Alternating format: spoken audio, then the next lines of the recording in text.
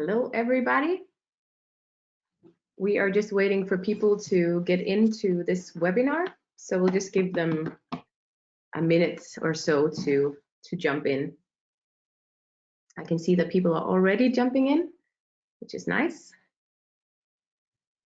Yeah,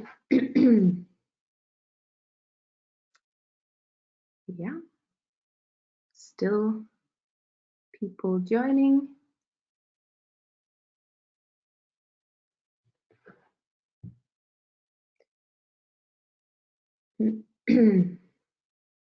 Let's just give them, some more people. Okay, we are at the 1 minute mark, so I'll just start slowly. So, hi guys, and welcome to today's webinar, How to be in control of your assets and data with ServiceNow. I'm Michelle from marketing, and with me today I have Jens Andersen. Can you say hi, Jens? Hello. Good. And I also have Jan Vogt. Oh, you're muted, Jan. Yeah, a noob beginner mistake, but anyway, hello everyone and welcome. No problem, as long as you start with no mute on when you're about to say something clever. Good. So just some quick practical stuff on my end, and then we will move on to the more exciting part. But today's webinar is 45 minutes. It will be recorded, and you will receive an email with the recording of the webinar and contact information and just all the things you kind of need to follow up on this webinar if you want to. There is possibility to ask questions if you want to. There's a Q&A function, a chat function you can use to ask questions during this webinar. And then in the end, I will follow up on all the questions that have come in and then ask them to Jens and Jan. But yeah, feel free to ask anything. And yeah, without further ado, I think that was it for me right now. I'll give the word to Jens. Yeah, thank you very much, and hello everybody again. The agenda for today is a short introduction to Jan and I, and then we'll go on with the first topic, which is a basic understanding of how data works end to end. And then we'll talk about how to track IT assets, the life cycle, in a abbreviation we call PACMAN. Then we'll go into how you could generate data and use it in the business intelligence part of it, and then who should you actually talk to, which are the stakeholders for this one. And I'm just going to switch slide. I am Jens Andersen. I'm an asset and configuration specialist or service management consultant in the DXC. In my spare time, I'm a hunter, and I also fly radio-controlled model airplanes, which unfortunately sometimes crash, but that's not due to ServiceNow. In DXC, I've been with the large companies building new CMDBs and also restructuring old and complex CMDBs, adding asset management into it. And Jan, you got it? Yeah, my name is Jan Vogt. I'm currently a solution architect with DXC. I am a former configuration manager and process owner, so I have a little insight to some of the challenges that lies within there that we are going to talk about. I do enjoy and quite passionate about data modeling and structure. I know it's a bit nerdy, but that's who I am. And I also enjoy Formula One and computer games, which kind of underline the nerdy part. So that's me, more or less. I have some bragging points, but I don't want to get into those. You can see that both Jens and I have some experience in the topics that we are going to talk about today. But I think I would much rather talk about the actual topic today than talk about myself. Jens, maybe you can switch the slides. I will try to give a brief introduction and just do a bit of talking about the basic understandings that we need to have when we're dealing with ServiceNow and how to utilize the data within ServiceNow. If you can switch to the next slide. So what we want to do is, of course, we want to create some value through the data that we get in our daily operations. As decisions usually are made between available experience and available data, then the data we have in our daily operations is going to be the key to understanding what we have, how much we have, and so forth. And the common service data model, also commonly referred to as the CSDM, helps improve the knowledge that is gained from service management processes by providing a relational model that can be utilized in our daily operations. That is something like incidents, changes, problems, but could also be other stuff that we do. Specific asset management could also be related to this. And through these this operational information, we can leverage and have more insight into the areas that is generalized here. Of course, there are others, but it could be vendor management, risk management, cost management, maintenance planning, and of course also information security management. Yes, next slide, please. So how can we achieve this? Well, Jens, can you just? Yeah. Sorry. It's okay. How can we achieve this? Well, both ITIL and the CSDM pretty much have the same approach when it comes to service and product management. And Jens, yeah. This should be something you could recognize. You usually have a demand or idea that starts a cycle of design, build, manage, sell, consume, whatsoever. So this should be fairly recognizable, and it's also related to life cycle. Can you take the next one, Jens? So the key to unlocking the different aspects and dimensions of our products and services lies in our foundation. Yeah, exactly. So next one, please. So the key to get the right data is through the foundation data. And the foundation data focus on things such as model, product model and life cycle. It's organizational structure, it's locations, and contracts. Of course, there are other aspects than this. So these are just meant as examples as such. But generally, you can look at your data from different aspects. For example, you can group and select data needed to support your decision making, typically by the stuff that we find in our foundation data, which is, of course, location, product models. Organizational structure is kind of generalized, but it encompasses company, organization units, business units,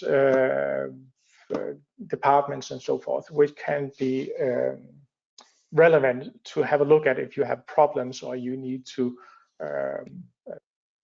find a solution that is going to support a specific business unit or company and so forth. Yeah, and I try to just make this, visualize this by the next slide. So if you look at this from the insight you can gain through the foundation layer to the whole life cycle of a product and the different aspects in each lifecycle stage, then you are able to, as mentioned, you can select and you can group stuff by location, and you can say, oh, it's only a specific product model, etc. And all of this will help you get the insight you most likely will need to make the right decisions when you do, for example, asset management or service management or product, whatever kind of stuff that you are dealing with. So this is a view on the end-to-end data that you can have in the life cycle of a product or a service. And with this, I'd like to hand off the word to Jens. Yes, thank you very much. And I'm going to introduce you to what I call the PACMAN in ServiceNow. And it's just short for Product Asset and Configuration Management. The product management, asset management, configuration management, or the PACMAN, is the end-to-end process or life cycle, if you would call that is needed to gain this oversight and get the reporting and the business intelligence. And what we all want is that ServiceNow adds the value of an easy one source of reporting, one source of truth. So you can go find your data, you can manage keeping your data, your assets in control. So PACMAN, product management, it consists of the model management, and models are really important in ServiceNow if you want to keep track of things. And in order to build models, you need to have some policies in place. The asset management is focusing on procurement, inventory, cost management, contract management, more or less the financial or where it is, and configuration management is about the ITSM process and everything else that relates to what you actually have in your IT stack. And in that, we also have the CMDB health that will come into. So this is PACMAN. The asset lifecycle. That's where we actually divide asset into two things. We got the hardware and we got the logical, typically the applications, the licenses. In ServiceNow, they now have an end-to-end process or life cycle for the hardware and the logical, and it's out of the box, and it really needs the foundation data in order to work, and that goes for all the other application or modules in ServiceNow. If you have your foundation data, if you have your ITSM, your basic processes in order, then the plugins for the other applications or modules will be that more valuable. Software asset management in the basic steps in ServiceNow should, if you are starting with the software asset management, you should start with the simple basic license counting or keep track of your license, and that also includes that you need your software models. Software, or especially with the logical discovery of some sort integration, SCCM, ServiceNow, Dynatrace, or anything that can provide you with data, real-time, near real-time data, is a beneficial things to have. However, just remember that IT asset management is the process in the bottom, and it connects very closely to the configuration management. And in ServiceNow, this is handled in two different parts of the database, but ServiceNow is one unified platform, and then that's where we can get a lot of value with this. Asset management is very simple in the basic of it, because it's got three questions in it. What is it you have? Who uses it? And where it is? Because everything you need to control or manage, you need to know what it is. That's where you got your models and your specific assets.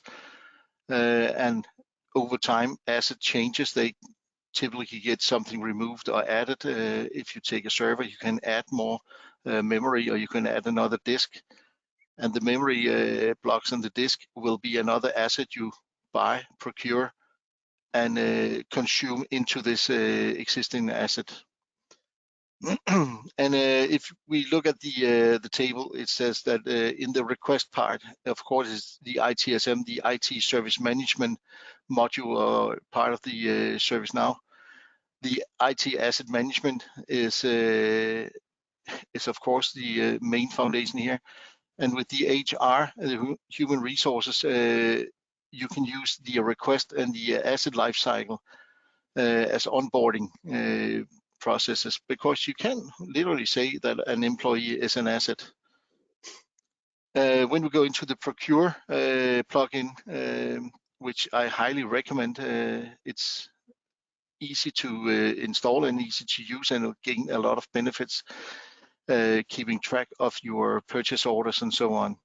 That is, of course, with the ITSM and the item, where you get within the item, you get the accurate purchasing from the demand. What you need is the demand process, as Jan was through. When you deploy the asset, you can use the item, the IT operation management, to get automated deployment with orchestration. For example, you can have SCCM to deploy software to a specific computer that can be automated. Also in the ITSM, you can have more automated assignment of tasks and so on. And it also runs into the HR and ITM again. Reconcile, that's the audit or the maintenance, the supporting of your, in this case, could be software asset licenses. Are they used? Who uses it is the question here, and where is it? And there you have legal. There can be some legal demands into it, GRC and so on. Service, that's all about also the maintenance. And then we got the ITBM, or the IT Business Management module. And again, ITSM, SecOps, which software is patched to the correct version in order to be secure, anything like that. You can use asset and the model and PACMAN model for keeping control of that. And when you're done using it, you want to retire it. And with HR, within the HR module, you can gain a lot of automated processes and leverage from that. And of course, the asset management is in the retirement phase also, and the business management, where you got the project management and so on. And that's where you get your models when they have the end of life, end of support stage. You can add that to the models, and with ServiceNow automated, make sure that you do not forget to retire or prolong a contract for support for some of your assets. So a bit more about models, because that gives you a way to track your assets throughout the lifetime. And it's all about the process when you come to, sorry, I went a bit quick over this. Models are important because that is where you gather the information, not for the individual asset, but the group of asset, the model.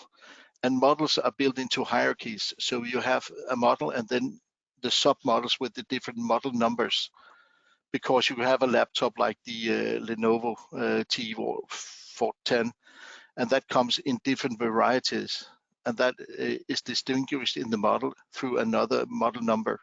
So you have this hierarchy, and you can report that. And used in ITSM, you have in the ServiceNow tool, in the dashboards, you actually have the top 10 generators for incidents.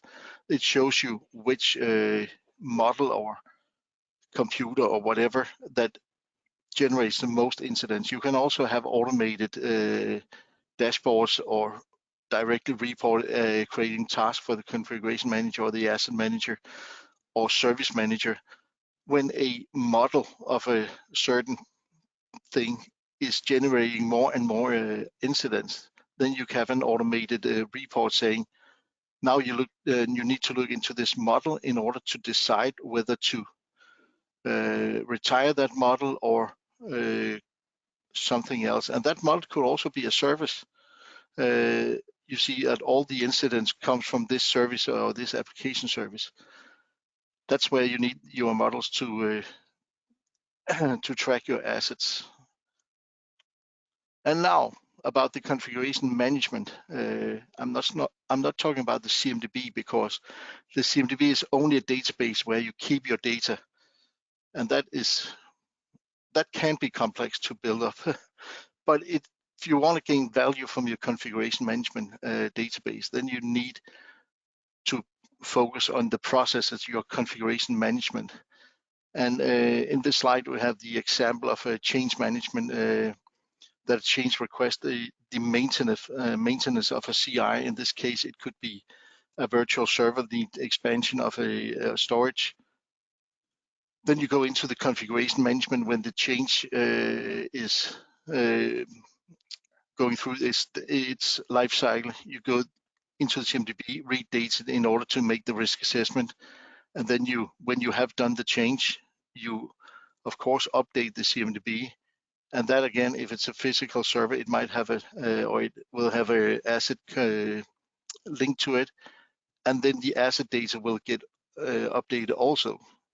In that order, everybody in the business can gain from it. So configuration management is actually about delivering useful data to the right time, the right audience, and in the right format. Because data that you just hand out to people who do not know what it is, it's not useful, it's not valuable. And this is about creating value for your consumers or your customers, the service delivery manager, the CIO, the CFO, or anything like that. Because as we said, it's data that creates the value. And in this part, the CMDB health dashboard is a really, really helpful tool in order to keep current with how the status of your CMDB and asset is. And talking about CSDM, we have a CMDB data foundational dashboard, and there's also a CSDM data foundational dashboard that can help the configuration manager, the asset manager, in keeping the data correct and compliant. Yeah, it's also when we talk about the CMDB, as you pointed out, the CMDB in itself does not really have a value of its own unless it's linked to the operational stuff. Because it's through the operational incidents or changes that we get insight to how much is going on the individual assets or configuration items. And that's where the value is created. Over to you, Jan. Yeah, thank you. And I cannot emphasize enough what Jan just said, that it is about using the data. That is what makes the decision making in companies much easier and more correct when you have the correct data in the right format. So how could we get an overview? How could we utilize this data? And this is just one method of getting an overview into the cost spending, how you would organize it and how you can look upon it in order to bring your business intelligence and your reporting to a higher level. There's something called the Technology Business Management Council that made a technology business model. And in broad terms, it's also called the total business model, because it focuses on how to, from a financial point of view or cost management point of view, how you could structure your cost centers, your structure and your financial cost management in order to make value for the reporting and the spending of IT. A lot of companies are struggling with getting a grip of how much they actually spend on IT, and if it's giving the value that they think. And there's a lot of money to save in cost management if you start tracking your models, start tracking your assets in your company, and that can be done in ServiceNow. The TPM is divided into what they call IT towers. And in the slide, I've provided a link so you can download the document. It states all the way through. This is just an overview of the slide where you have the solutions. You got workplace. Beneath that, you got the IT towers, as we call it, where you have one is the end user, another application, so forth. This can be linked to the services, also the service structure. So if you have a service catalog, you might have some services you provide for the users that is within the end user service, or we call it, that is linked directly into the cost center for the end user if you're using the TPM. And this is a framework, so of course you need to adjust it to your own company if you use it. There is a lot of other models built over the same, and this TPM is actually into the ServiceNow is using this, and you can directly relate the IT towers into the service structure, and thereby relating to the CSDM, or the Common Service Data Model. And cost pools beneath. Yeah, sorry. Oh, so you're saying that TPM is supported by ServiceNow's implementation? Yes. Okay. It's one of the frameworks that you can directly use in your CSDM work when you're kind of structuring your services and your cost centers in order to get an automated and more precise reporting.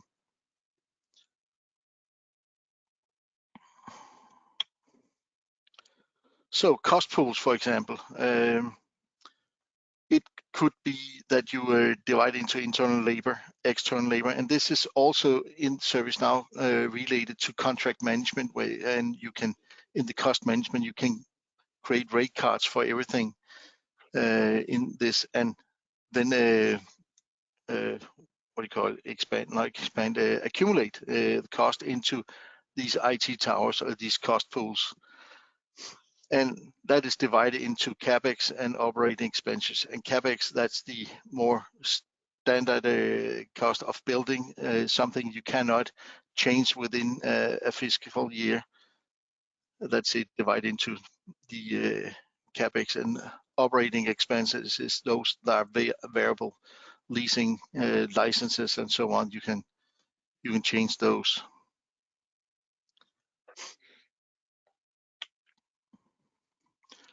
So what it's all adds up to is the ServiceNow for the business intelligence, as I say. It's a pyramid where you got the foundation data beneath. Then if you add product management, then asset management, then CMDB, or the configuration management, where I will suggest that start looking at the physical devices, then the application logical layer, then the services. Then you can have a BI solution in ServiceNow, reporting both near real time or real time if you're used to that. But it's the workflows and the standard processes beneath that actually creates and maintain the data. And as I say, you design your ServiceNow solution from top down, but you build it bottom up. You start building in the bottom with your standard processes, because that is where you get the value of the data created. And I say that processes build and maintain the CMDB, asset management, the product management, and discovery. That's used for validating data and processes. That, of course, is not strictly complete or true, because discovery can help you in a lot of ways. It will add data that it's not valuable to add when you create a CI or create an asset or a model in the beginning. Then you can have the automated discovery functions to add data. But if it's used correctly with the processes, you might have a tool to manage or control your process. Because if you have a process that when an employee orders a server, requests a server, then you create the CI and the CMDB and the asset and so on, and then when it's detected by the discovery function, then it's not a new CI, it will just get updated.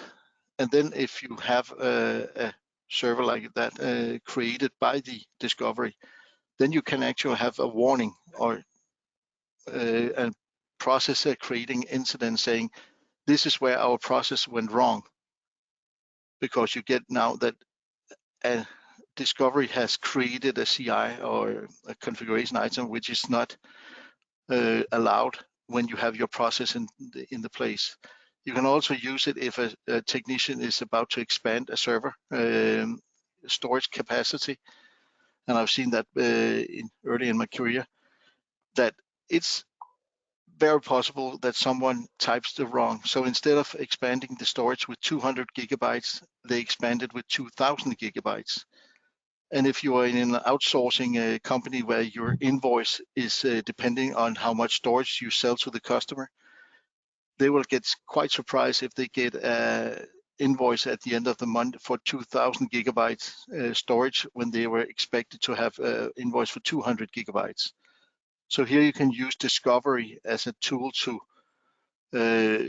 be sure that you are compliant with what the customer requested, because the discovery says, well, this has 2,000 gigabytes, this server, and in the CMDB it says it should only have, by the request, 200 gigabytes.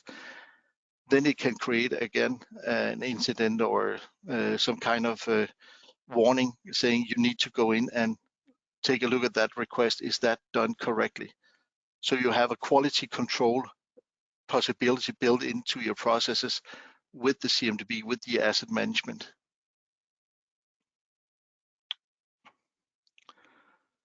So how should we identify, or who do we need to talk to when we are talking about business intelligence, CSDM, PACMAN, project asset and configuration management, the processes? That's all about getting the data into use in the business. So you should not only talk to IT, but you should talk to the business managers. And some of the stakeholders that we can have is within procurement. You can have the head of procurement. Most likely in some of the companies, you have inventory managers. And you also usually have someone that at least is the audit responsible, especially if you are having an ISO certification. Then you have a lot of audits coming formally, and ServiceNow can really help with the data for the audit, also the process. Finance, the CFO, controllers, license managers are the ones to talk to, asking them, what can we do to help? What data do you need, and how do you need it? When do you need it? In what format do you want to have it? Because it can, ServiceNow can deliver data in a lot of different formats. Portfolios, process owners are the most likely. Service delivery managers, service desk owners, product managers, those are the people we would like to get into touch with in order to get the process, the data outcome correct and useful, so we actually give value with the processes in order to make them able to take the correct decisions.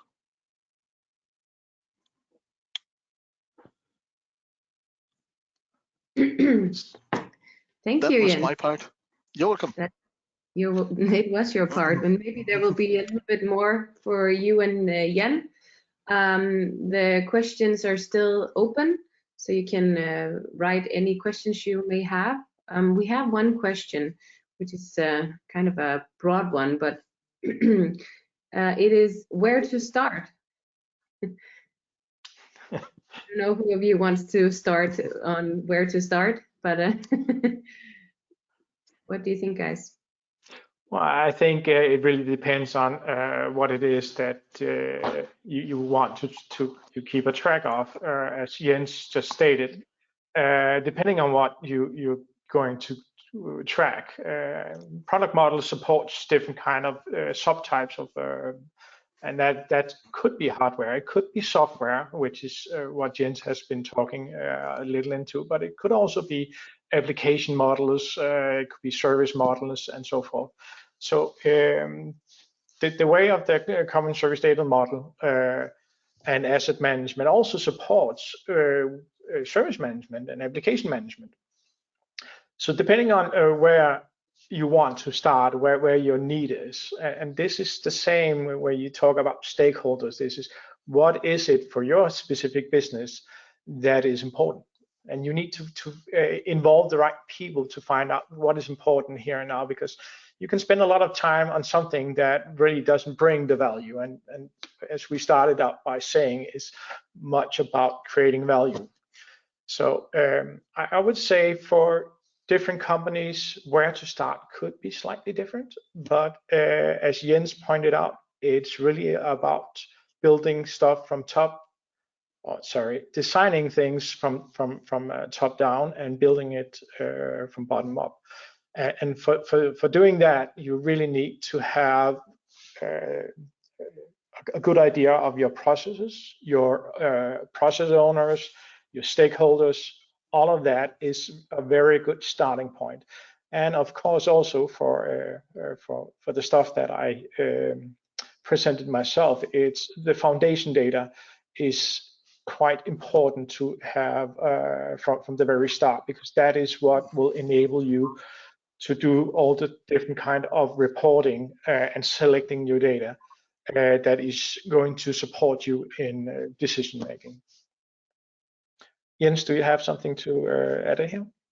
Yeah, besides that, it's just more or less an example of where to start. Is I always say, well, get hold of the consumers of the data and ask them, how do you make your reports? What data, what work do you have to do in order to make your monthly report on something? It could be procurement, it could be other stuff, it could be the incident manager or something. Saying, how do you actually create your reports?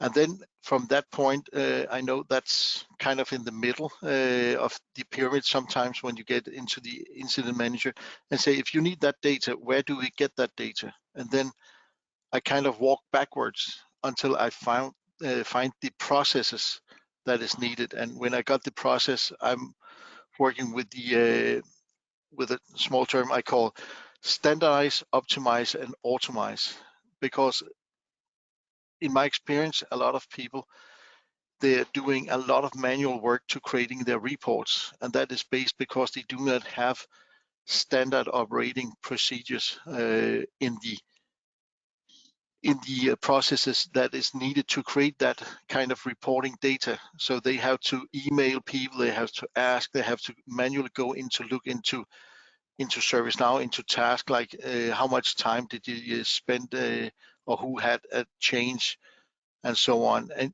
if you use ServiceNow, you can start creating by doing the standard operating procedures, the workflows in the bottom, start creating data in the right way so you can build on it. And that is, of course, based on the foundation data. A lot of people with regarding to how much time do you spend on a change, for example. In ServiceNow, you have the time worked field on all tasks. You can activate and use. It will then gather, and it will just accumulate the time used on the different tasks in the ServiceNow, and you can report on that without the employees actually have to fill in any time field. Of course, if you're not used to working that way, you need to create that way of working in order to create the data. But people usually go for it when they see, okay, when we do it like this, it will actually get easier in the end, and you will get more correct data. The more correct data you have, the better decisions you can make based on those data. Yeah, I was also gonna ask, like, how important is data governance in this? Like, I guess it must be quite important. Well, yeah, Jan, go ahead. I can say that if you don't have data governance, you will end up making decisions based on bad data, right? And you can conclude that bad data will give bad decisions. It's a bit generalized, but the overall outcome is true. If you make decision based on data that is invalid or incorrect, your decision will be affected by that simply. Yeah. Also, another talking point is, of course, ServiceNow is a highly customizable platform, which is great for some stuff, but when you start to customize, you also need to have a good idea about the data model and how it actually links to reporting. Because this is one of the things I see quite often, is that because it's quite easy to customize the ServiceNow platform, you end up missing out on a lot of important data that simply wasn't thought into making the solution, most likely because it's very easy just to create customized fields and stuff like that. But ServiceNow has put a lot of effort into linking it all together, and that's why they come up with this common service data model, is to help people get the most out of the platform. And that is something I think is relevant also to mention here, is try to keep as much standard as possible. Even though it's tempting to customize, then also consider what implication it has for the data available. Last but not least, there are lots of stuff you can gain from all the data, but it boils down to the registration quality of the people doing the registrations in incidents, changes, problems, you name it. So, and I think, Jens, you also had service desk managers. Yeah. And you can always give a little thought to why Jens put it there. But if you think about it, who is going to control what the case handlers is registering? Who is caring about the data that they're registering? Because if no one cares about it, well, I've seen a lot of examples of this. They will just put anything in, whether it's correct or not. It doesn't matter to them because they are not the one using the report, right? So there are multiple things you need to take into considerations, and the stakeholders that Jens has put an example of is a key to getting what you want out of the ServiceNow platform. Yeah, I really, that sentence you both said now, it really stuck with me, like designing top down, building bottom up. I feel like that was like a very good thing to remember, a sentence to remember after this. Yeah, I think if you can go to the next slide, I think we should have gone to that, but now you will just see that it was there. And then the next slide, yeah, so just here in the last minute of this webinar, I just want to tell you that we will share the recording of this webinar in your inbox. There will be some links on our ServiceNow practice LinkedIn pages. The links to that will also be in the email that you will receive. There's also some contact information. All of this you will actually get in the email, so you don't have to be quick to write things down now. But you're welcome to send us an email if you want to talk more about this topic. We're very excited to have Jens and Jan joining us today. Thank you so much for this very interesting talk. Yeah, we are keen on sharing more knowledge with you. Please look to our LinkedIn page just to see any news or new webinars that will be launched. And you can always go to dxe.com if you want to learn more about a lot of stuff. So yeah, this is the 45-minute mark. So thank you so much, everyone, and I wish you a lovely day. Bye-bye. Bye, guys.